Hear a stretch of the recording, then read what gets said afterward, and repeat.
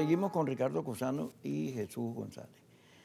Ajá, en la nota de prensa que leí, y pude enterarme, yo te escuché con Román Lucinchi, muy buena entrevista. Gracias. Me gustó porque tú no hablas como político, Ricardo.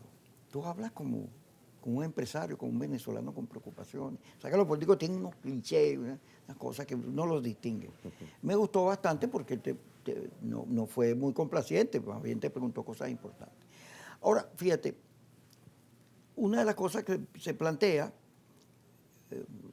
no las estoy poniendo en orden de importancia, es el tema de la amnistía. Lo de Alfredo Díaz debe servir para que se produzca, ya lo ha solicitado el BAS, ustedes lo señalaron en la reunión, una revisión del caso de los presos políticos, porque el país necesita no solo reconciliarse, sino un clima que le permita enfrentar la agresión extranjera como unidad nacional.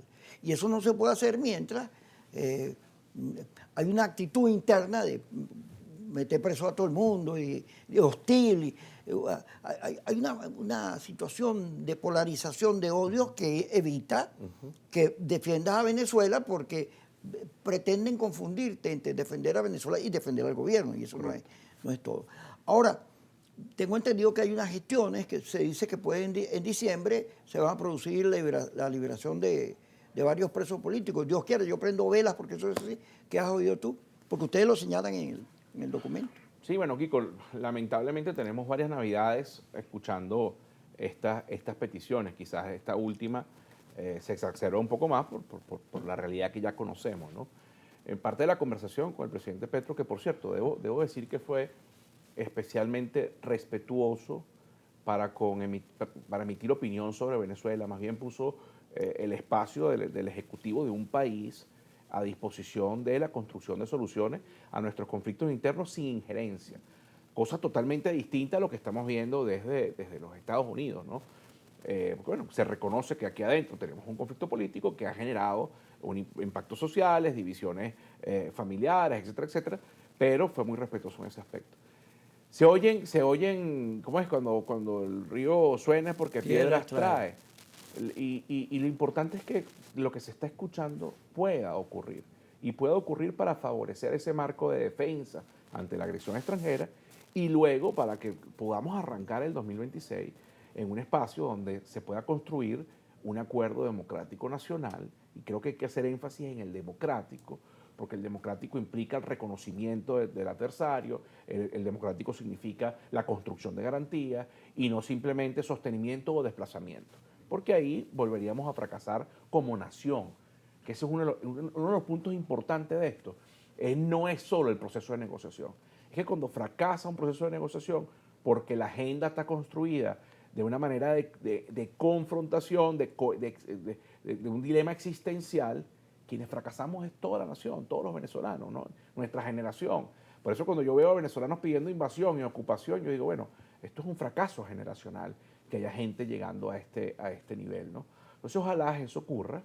También, por cierto, espero que ocurra sin el maniqueísmo de la gente que lo hace escondido porque después lo que quiere es sacar un trofeo. La libertad de venezolanos no tiene que ser trofeo para nadie. Tiene que ser una alegría para el país. Y yo creo que ahí está la gran oportunidad que se le puede dar, una nueva oportunidad a la nación para reencontrarse y discutir problemas profundos, estructurales, institucionales, de cómo mejorar el clima en mi caso, por ejemplo, de la inversión, de la generación de puestos de empleo, cómo mejorar el tema de la inflación, de los salarios, pero desde el punto de vista académico, bueno, en fin, cada quien tiene una agenda que aportar. Una necesidad. Una necesidad, pero también una agenda, porque no es solo decir lo que te molesta, lo que te incomoda, lo que no te gusta, es proponer, es traer alternativas a la resolución del conflicto, ¿no? Ajá. En el desorden de mis ideas, fíjate, la idea de una negociación para mí es clave. Yo he venido diciéndola hace bastante tiempo. No puede ser que Trump y Maduro se entiendan y aquí en Venezuela no nos entendamos. Ya vamos a hablar sobre hacia dónde va todo este lío de barcos que salen y entran y amenazan, ¿no? Tiene que haber una negociación en el país que tiene que pasar, como no, por pedir que nos quiten las sanciones, soluciones al tema económico, un esfuerzo nacional para que la gente gane más, es decir, más productivo, pero debe haber, en el tono que tú lo acabas de decir, de democracia, de reflexión democrática, una corrección importante sobre el CNE, los últimos resultados y lo que ha pasado ahí, para corregir, no pasar factura ni retroactivo, para corregir deficiencias importantes que tienden a quitarle peso al voto. El voto no solo es una conquista, sino un placer, un derecho. Y si la gente no vota porque no hay confiabilidad en el sistema electoral, pues eso tiene que ser corregido, porque nos interesa que la gente vote. Mira, todo proceso de negociación tiene que tener en el centro los intereses de las grandes mayorías de los países. En el caso nuestro, nosotros tenemos un déficit institucional, y no es que ese déficit es algo oculto, es que hay una parte del país que tiene preguntas, interrogantes, dudas sobre los procesos electorales. Y es que el propio Consejo Nacional Electoral generó esas dudas.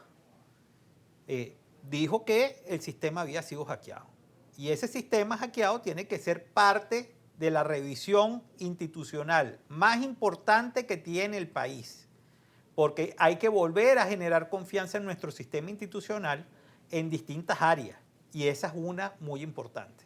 ¿Cómo se logran garantías de procesos electorales?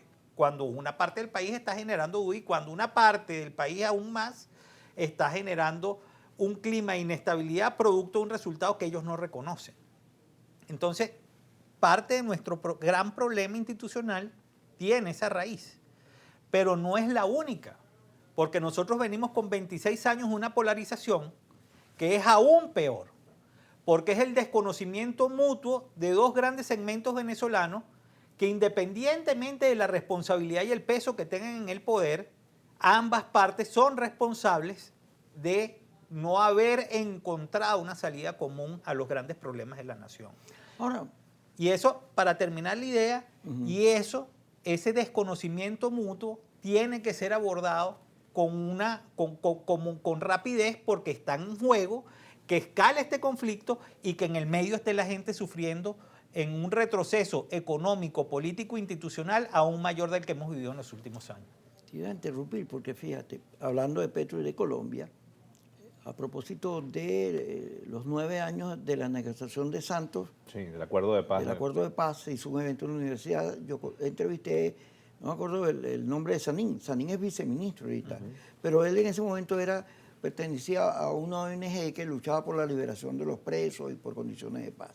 Y para Colombia, fíjate, en la negociación que se hizo, hubo 28 negociaciones, todas se caían porque los políticos no cumplen. Los políticos, cuando juegan piedra, papel o tijera, hay un momento que ponen el codo. No, porque, Dios mío. Entonces aquí hay un torneo, lo vemos acá rato, de quién incumplió los acuerdos. Y cuando uno revisa te das cuenta que los dos incumplieron, claro. Y además incumplieron los americanos y otros factores que se metieron allí. Entonces el acuerdo tiene que darse en base a la situación esta, la amenaza que representa este conflicto con los Estados Unidos que hay que disolver, pero también las condiciones internas de ejercicio de la política, la libertad de expresión, la economía, etcétera, etcétera, etcétera, que tienen que ser mejoradas. Ahora todo parte porque haya, aparte de los políticos que también son necesarios, porque no todos son unos bandidos, porque la sociedad venezolana, la sociedad democrática, vigile, participe en la confección de esos acuerdos. Vamos a hablar de eso porque ya Yesenia me dijo que vamos para el corte y ya regresamos.